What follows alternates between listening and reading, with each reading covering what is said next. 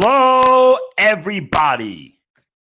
Welcome to the Crypto Hipsters Podcast, where I interview founders and co founders, entrepreneurs and artists, executives and stay at home hipsters in crypto and blockchain around the world.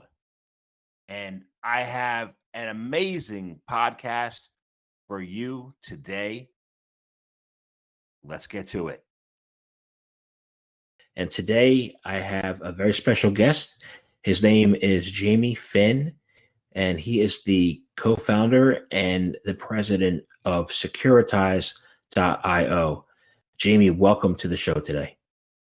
Thanks. Really happy to be here. Thanks for the invitation. It's great to have you. I'll ask you first, what is your background and how is it related to what you're doing now? My background is very varied. I would describe myself as always having been in the sales role, regardless of where I've been. But I started my career in streaming video very, very early on mobile phones. And from there, worked in digital music and rolled out some of the first streaming services of the legal kind, actually across Europe, working with a company there called O2. And then from there, I worked for a large telco, ended up running global sales for one of their divisions. And once you get into telco, it's really tough to get out. So I spent about 10 years in telecom, working. I was actually living in the UK, working for O2 in the UK eventually. And from there, I moved to California, where I am now. I'm originally from Puerto Rico, born to an Irish mother in Puerto Rico, as is common. And yeah, essentially moving to California, got involved in a variety of ad tech businesses, worked in big data. And then in my ad tech, it's my second startup in ad tech here in California, I fell down the crypto hole in 2017 when I discovered this concept of ICOs and making 1,000x in 5 seconds, which was super appealing. But too good to be true. And as I fell down that rabbit hole, I came out founding a company in the space with Carlos Domingo, my co-founder. Great. So your company is Securitize.io. Could you tell us a little bit about what your company does? Yeah. So in essence, we are working in the private security space. So not public shares, but private. And we help companies do a number of different things, everything from raising capital, which is a very popular thing, all the way through to providing a regulated venue for trading of these types of private securities. So you could think of us as like a NASDAQ for private securities. And we do everything in between for these securities. We help companies raise money. We help companies issue securities. And we help companies build liquidity around their securities. And we have all the licenses to operate here in the U.S. In the U.S., we are what's known as transfer agents. So we do cap table management and things like that. We are also a broker-dealer. And then what's known as an ATS, alternative trading system, which is where we trade these securities. And the most powerful thing about all the thing that we do is it's actually done all using blockchain technologies to underpin everything. And we find that just simply to be much more efficient and much easier than having thousands and thousands of people manually processing transactions, which is how most private securities are traded today. Excellent. I want to get into transfer agency because that's the first time I've heard transfer agency spoken about in the crypto space. So what is transfer agency and how does it work? Yeah, so we were actually the first transfer agent that was registered with the SEC and processed any transactions using the blockchain. So what a transfer agent does is they keep track of who owns the shares or the tokens or the securities, whichever term you prefer to use, of each issuance, so each kind of stock, if you will.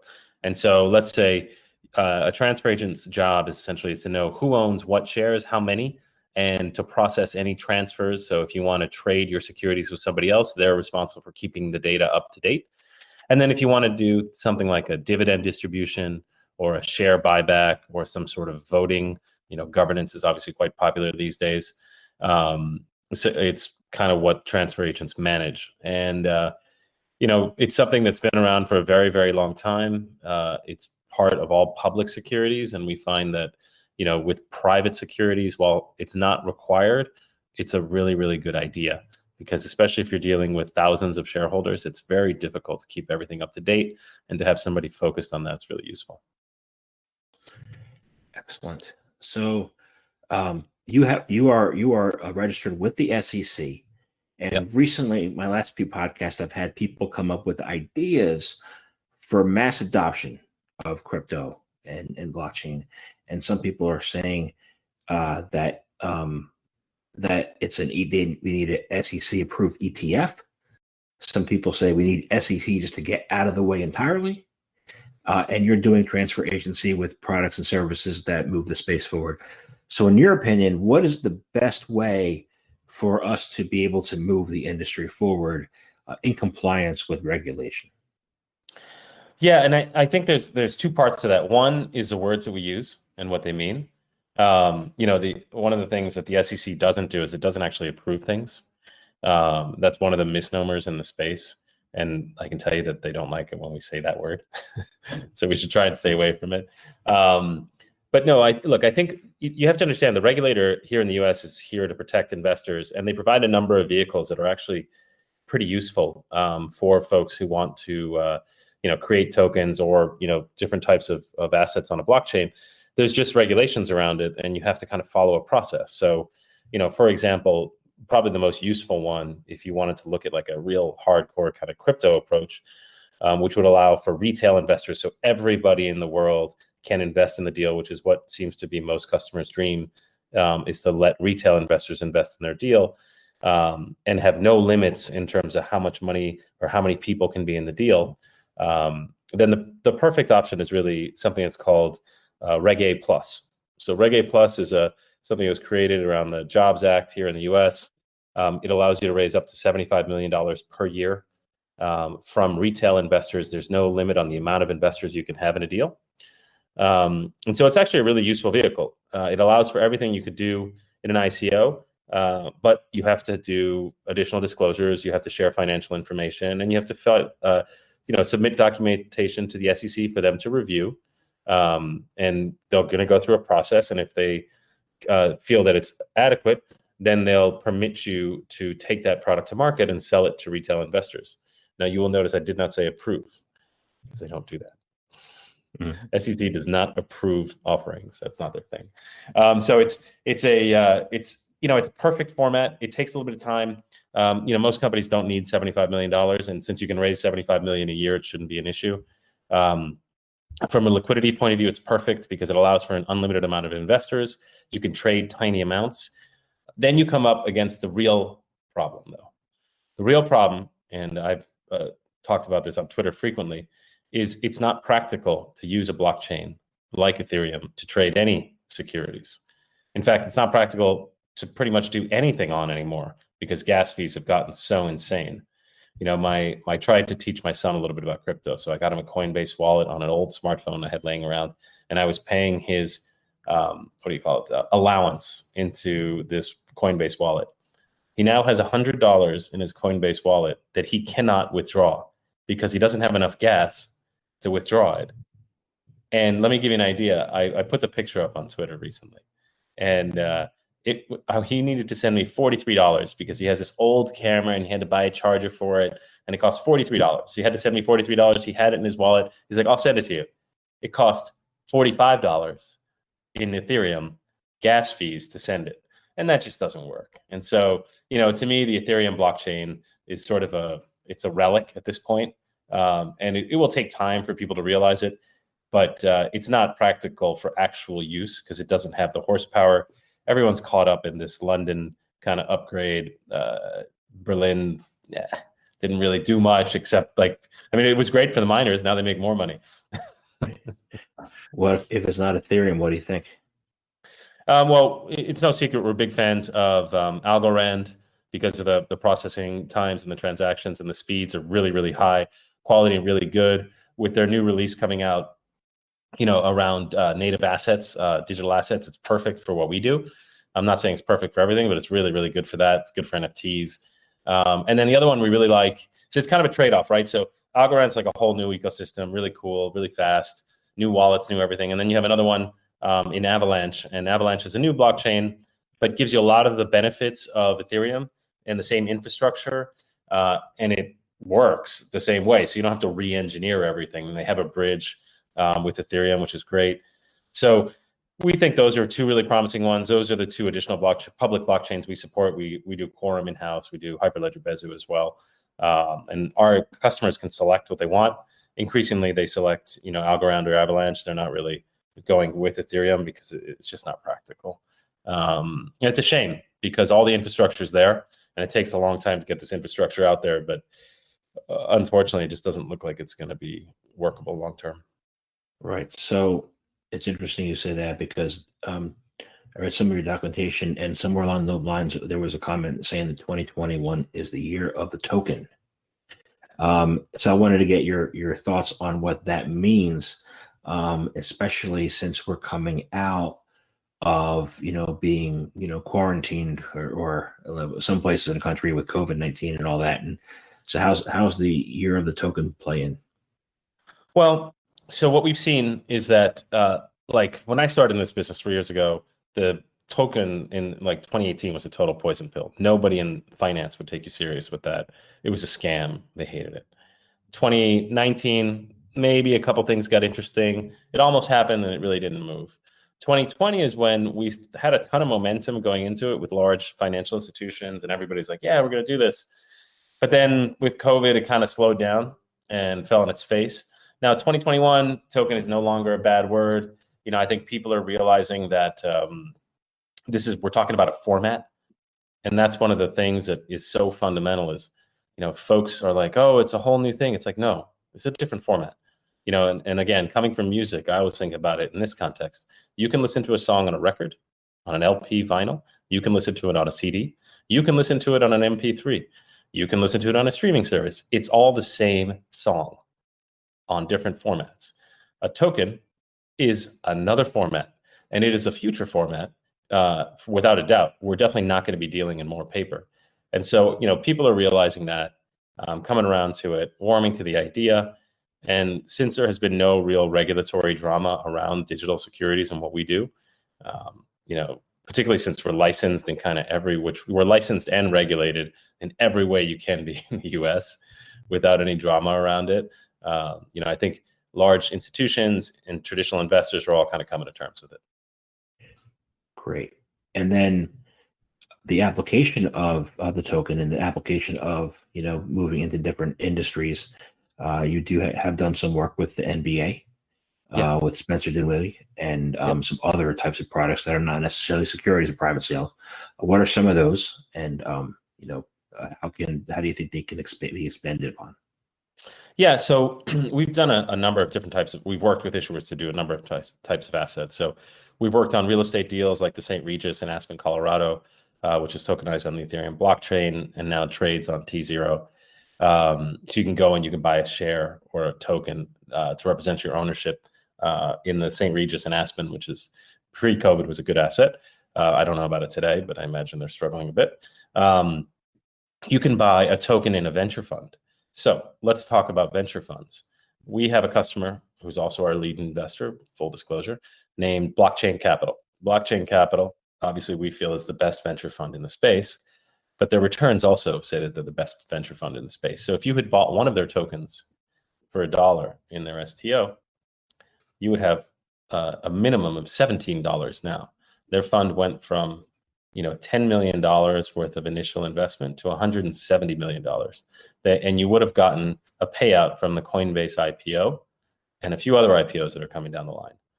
And that's, that's basically 3 years in on that fund. So that fund is, soaring and a really good asset that normal investors can't buy. And, you can buy into the best fund in the blockchain space for $17. That's pretty wild. Similarly, Spice VC, which is how we were born, and I am an investor in that one because I put my money where my mouth is, and that's how I got involved. Is I basically funded it was a seed investor in it, and so that's another great example. They're an investor in Securitize. They hold a significant position, but they also have positions in Bakkt and a few other, and INX. Both of those have liquidity events this year. You can buy shares in Spice for $1.53. So, the opportunities are out there to own venture capital funds, hedge funds, real estate, all sorts of alternative assets that you normally couldn't buy.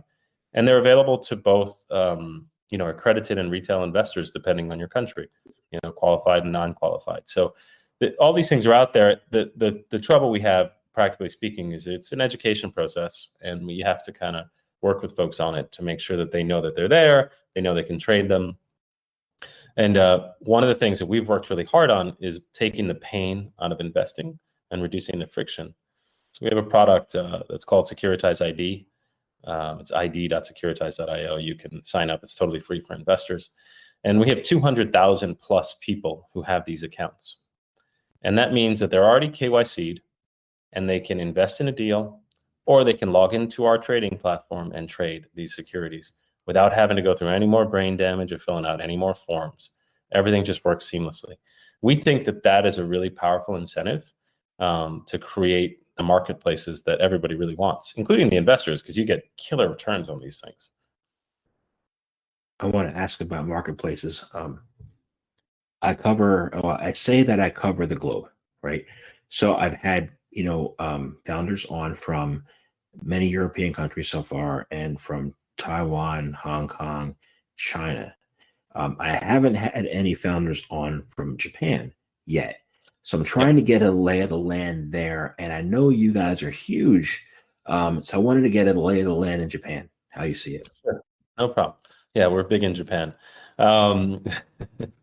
So Japan's a really interesting market. It's a market where large companies work together to change regulations and make it so that they can affect things in ways that they all agree are relevant. It's a unique kind of consensus approach that they take. We entered Japan through an acquisition of a company called Biddle in late 2018, December 26th. They don't celebrate Christmas in Japan, just FYI. I didn't know that. So we closed December 26th. And when we acquired them, sorry, it's actually 2019, not 2018. So when we acquired them, it was a few folks, and we were working on a variety of consulting projects. We then started working with some large financial institutions there and the regulator, working with the Japan Security Token Association and another organization there in order to kind of educate and teach people about what was going on. Now, flash forward to 2021, we just completed our third issuance there, the first credit-rated security token ever, working with a bank that you probably haven't heard of, but is the largest bank in Japan, called Sumitomo Mitsui Trust Bank. And now think about the words I just said. A bank issued a credit-rated token. Just think about that. So, Japan is a forward-thinking market. They understand formats. They understand the opportunities that this creates, and there's a need there to access investment vehicles that are in alternative formats because they just don't have all the right tools in the traditional world. So that's what's going on there. There's a ton of institutional adoption. We have a number of very large Japanese investors that are working with us on deals. We've worked with Mitsui Fudosan, which is a very large real estate developer, there on an issuance. And there's a number of marketplaces coming online. We have SBI as an investor. They have a marketplace that's coming online to trade securities in Japan. They're called PTS instead of ATS, just for what it's worth. So, we have a team of about 10 people there who have done an amazing job to kind of educate and grow the space. Our country manager, Kobayashi-san, has been fantastic and instrumental, coming from American Express. And, really, we have an extremely local team. Like, it's extremely Japanese. And also, one of our secret weapons is Carlos Domingo, my co-founder, speaks Japanese fluently and spent 10 years there. So that also helps. So I thought about those words you just said, a bank. issuing tokens. What do you think of the global ramifications or global not say consequences, but what are the global ramifications of that? What do you think? Well, so I mean, it's the question that we've been getting when institutions get into the space, and what is it that's going to tip the when's this whole like tidal wave going to happen? And I think it happens slowly and then all of a sudden, and so I think that's why we kind of say that that 2021 is the year of the token, because I believe is going to happen all of a sudden. People are going to realize it. They're going to become unencumbered by the regulatory kind of concerns and fears, and they'll see other folks doing it, and it will then happen all of a sudden. So the ramifications are clear. You're going to have a ton of these new assets out there that are in this new format, and once you have a bunch of stuff in a new format, there will be innovation that will happen. Somebody created the iPod after the MP3 was created. And then suddenly someone was like, hey, you know what? It'd be pretty cool to sell music through that. Okay, great. You know what? Actually, I don't want all that music on my phone. Let's stream it. And so you let people build new products and services around innovations. And that's what we're all about. Carlos and I both have innovation backgrounds, building out, huge businesses in that space. So, we're totally embracing that and supportive of it and trying to drive an ecosystem. Somebody said a comment to me the other day, and I forget who it was, but they said, the regulators must be innovators, and the innovators must also be regulators. I don't really know what that means. What do you think that means? I mean, I can tell you what it means. So I've dealt personally with the regulators here in the U.S. I've dealt with the regulators throughout Latin America. I had the opportunity to present to all of them, including the Spanish regulator right before COVID. And what I would say is there's a ton of interest in this space. But there's a ton of risk. And so when we say that, it's like you have to understand the regulatory environment that you're operating in to know what you can and can't do and where you should push and where you shouldn't push. There's a number of instances where it's like, oh, well, I looked on Google and I heard you can do this because the letter of the law is this. Regulations don't work that way. Regulations, are a lot less letter and interpreted to the word. They're about, if it walks like a duck and it talks like a duck, it's probably a duck. And that's how this works. It's not, oh, well, I read it and I came up with this cute little workaround and therefore it's not a problem. And you're like, no, that's not true. And worse yet, if you're wrong, what happens? And that's the dangerous thing in this space we get all the time. We want to do everything on DeFi. We want it to happen. We want, Balancer and Uniswap security tokens and liquidity and automated market making. Totally, I want that. But I'm not going to do that today. And I'm not going to do that without spending a lot of time with our regulators, talking to them about it and figuring out what's the right way to do it that protects investors and gives the benefit to them that is correct. Frequently you're like, oh, well, you should be able to do automated market making. What's the problem? It's like, well, how do I KYC a smart contract? Because I can't trade in securities with anonymous people. So how do I KYC a smart contract? You can't. How does a smart contract custody a security? It can't. It's illegal. And so, I get in these kind of conversations with people and it's like, man, I want that too. But like, let us work to do it together. And it's really not that far. I'm sure in 18 months, this conversation will be totally irrelevant and there'll be all sorts of AMM. And that's the speed of the regulator. It takes a few years. Right. I'm hoping that it's not irrelevant because what I saw on Twitter recently is two of the projects where I'm invested in heavily said our token's not needed. And I was like, whoa, whoa, whoa, whoa. I don't want to hear that. No, you don't want to hear that. So that's always a concern. Do you think that they are needed, or there are cases where they're not? I think it depends on the age of the project, to be honest. I think a lot of things in 2017 and early 2018 had tokens for no apparent reason. I think that there are definitely situations where they make sense. There's other ones where it's like, you are So the thing that I always struggle with is pre-purchasing services, right? That doesn't resonate with me. Normally, I buy services after I use them, or I'll buy maybe a month up in advance. I'm not going to buy a ton of credits to just sit on them. Although with Ethereum, you should have probably done that. And if you didn't, it's probably too late. But nonetheless, that never made any sense to me. It's not how software works. There's two things about crypto economics that don't make any sense to me. I studied economics. One of them is at a unit cost, things get more expensive the more they're used in crypto. Okay. So the more people that use the Ethereum blockchain, the more it costs to use the Ethereum blockchain. That doesn't make sense. On a per unit basis, like every transaction just gets more and more expensive. And I've had the debate with people. It's like, no, you don't understand. They're decoupled. No one has been able to prove to me through a number of debates. And if you look at the correlation, it's so tight. Like Ethereum goes up, gas fees go up, cost of processing transaction goes up, and that's it. And that's not a scalable system by nature. It defines something that isn't scalable. Most things like Amazon, AWS, the more you use it, the less it costs per unit. And that's the right way to do it because it encourages usage. Crypto economic models are backwards. I would agree on some. I would agree on some, especially Doge. Well, it's cheap to use. Right is true. So I have one last question for you. I appreciate thank you very much for coming on the show today. I've enjoyed our conversation and I appreciate it greatly. And my last question is, how can people find out more information about you, about Securitize? How can they use the services of your company? Sure. So you can visit securitize.io.